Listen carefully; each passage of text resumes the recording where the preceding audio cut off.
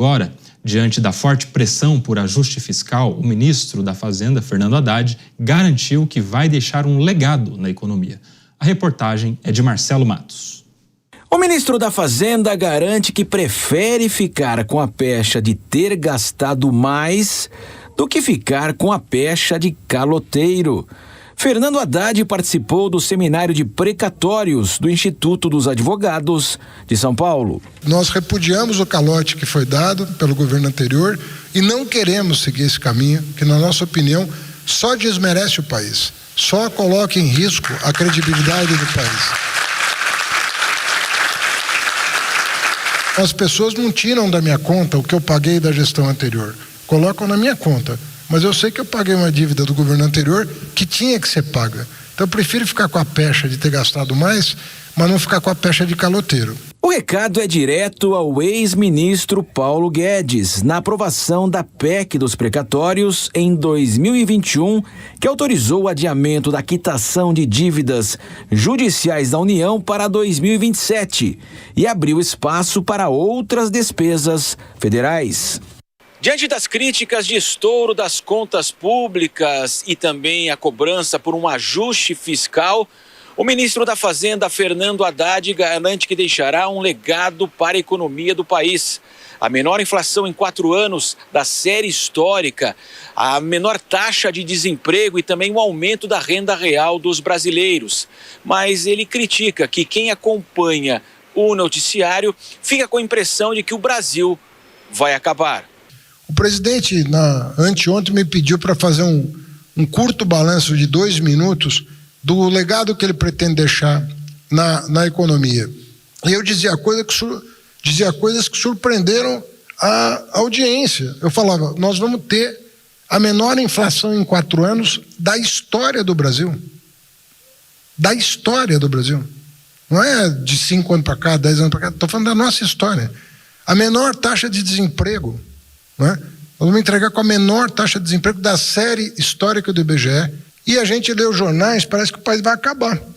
Mas recentemente o governo Lula foi beneficiado por outra emenda constitucional que alterou as regras dos precatórios e gerou uma lacuna de 12,4 bilhões de reais em 2026, justamente no ano das eleições presidenciais.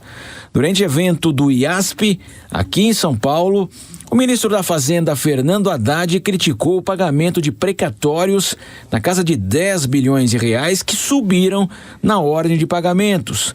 E também reforçou que muitos advogados estão promovendo o acesso de benefícios sociais de maneira indevida, uma má atuação, classificou, e citou no INSS, que é alvo de investigações sobre desvios de aposentadorias.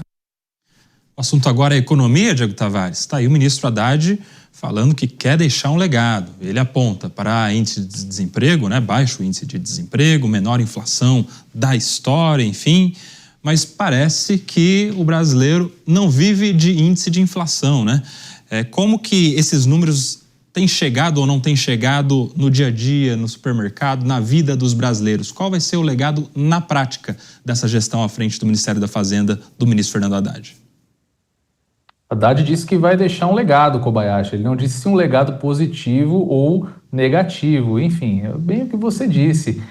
Infelizmente, nós não temos na prateleira do supermercado, na bomba do posto de combustível, não temos no acesso ao consumo, no poder de compra do salário, esse milagre econômico que Haddad sempre prega nas entrevistas. E aí essas desculpas, querer jogar a culpa para o governo anterior, que já não está mais gerindo o país há mais de 3 anos, querer jogar essa culpa para o INSS, enfim, que curiosamente é alvo de um escândalo de corrupção, talvez batendo o recorde do Petrolão, o maior escândalo de corrupção da história do país, que envolve diretamente figuras como o próprio irmão do presidente da República ali entre as instituições investigadas, enfim. Haddad precisava, de fato, focar naquilo que poderia resolver o problema do Brasil, porque a arrecadação ano após ano, o Brasil está batendo recorde de arrecadação, agora em 2025 vai bater recorde de arrecadação mais uma vez. O problema é que cada recorde de arrecadação é acompanhado também de um recorde de gasto público. Então nós temos o maior rombo das empresas estatais da história, temos o maior rombo geral nas contas públicas da história, e tudo que se fala